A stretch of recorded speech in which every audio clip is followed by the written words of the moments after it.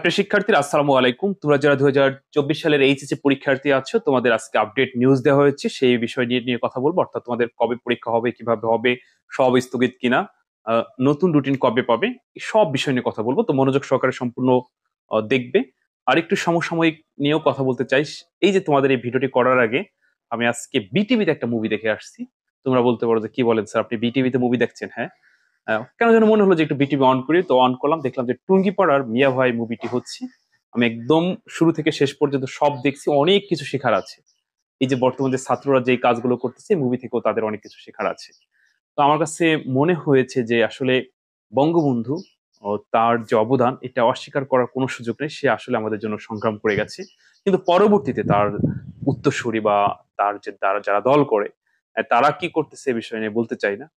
কারণ এই বিষয় নিয়ে কথা বললে অনেকের গায়ে লাগবে, অনেকে সহ্য হবে না। কারণ বর্তমানে সত্য কথা বললেই তাকে বিরোধী মনে করে।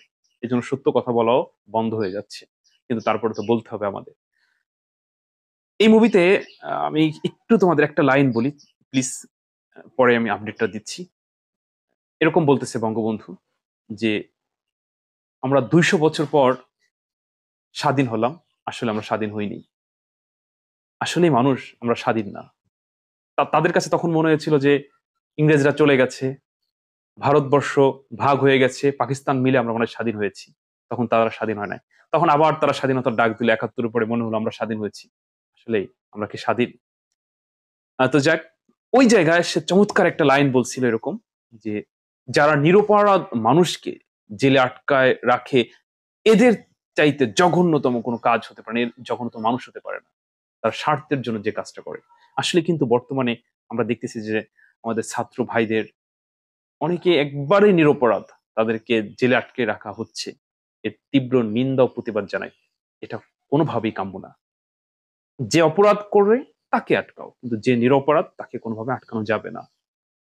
তো প্রিয় শিক্ষার্থী, কিন্তু মূল কথায় আসি, সেটি হচ্ছে যে তোমাদের আজকে যে আপডেটটা দেওয়া হচ্ছে সেটি হচ্ছে তোমাদের পরীক্ষা টোটালি স্থগিত করা হয়েছে। স্থগিত বলতে 10 তারিখ পর্যন্ত স্থগিত। 11 তারিখ থেকে নতুন রুটিনে পরীক্ষা হবে। মানে তোমাদের হাতে যে রুটিনটা আছে বা যেটা আরো আগে দিয়েছিল, ওই রুটিন অনুযায়ী যে পরীক্ষাগুলো হয়ে গেছে ওগুলো তো হয়ে গেছে আলহামদুলিল্লাহ।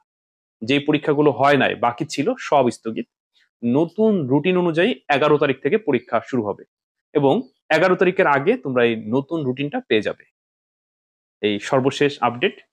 তো দেখো 11 তারিখ থেকে তোমরা ঠিকঠাক মতো পরীক্ষা দিতে পারো কিনা। তোমাদের কিন্তু অনেক ক্ষতি হয়ে গেছে।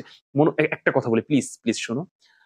তোমাদের এত ক্ষতি হয়ে গেছে, আসলে সেটা বলে শেষ করা যাবে না, কিন্তু একটা কথা মাথায় রেখো।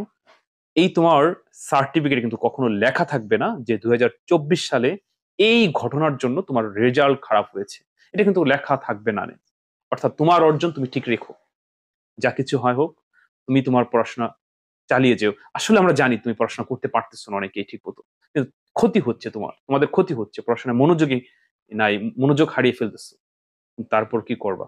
পরিস্থিতি স্বীকার করে নাও, পড়াশোনা মনোযোগী হও। এই যে ধরো, তুমি এরকম হবে যে আজ থেকে 5 বছর, 6 বছর পরে, 10 বছর পরে তুমি একটা চাকরির অ্যাপ্লাই করেছো, এখানে 23-এর শিক্ষার্থী আছে, 25-এর আছে, 24-এর আছে, তুমি 24-এর।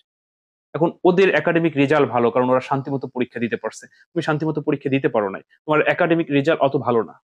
এখন তোমারও কিন্তু এখানে লেখা থাকবে না কোট করে যে এটা এটা 24-এর, একে একটু স্যাক্রিফাইস করো, এর রেজাল্ট অতভাবে যাচাই বাছাই করা দরকার নেই, কারণ ওদের সময় পরীক্ষায় এই সমস্যা হয়েছিল, এটা লেখা থাকবে না। তোমার অর্জন তুমি ঠিক রেখো প্রিয় শিক্ষার্থীরা। জানি তোমাদের সমস্যা হচ্ছে, সবারই সমস্যা হচ্ছে। তারপরও তোমাদের জন্য দোয়া থাকবে, তোমাদের জন্য শুভকামনা রইল।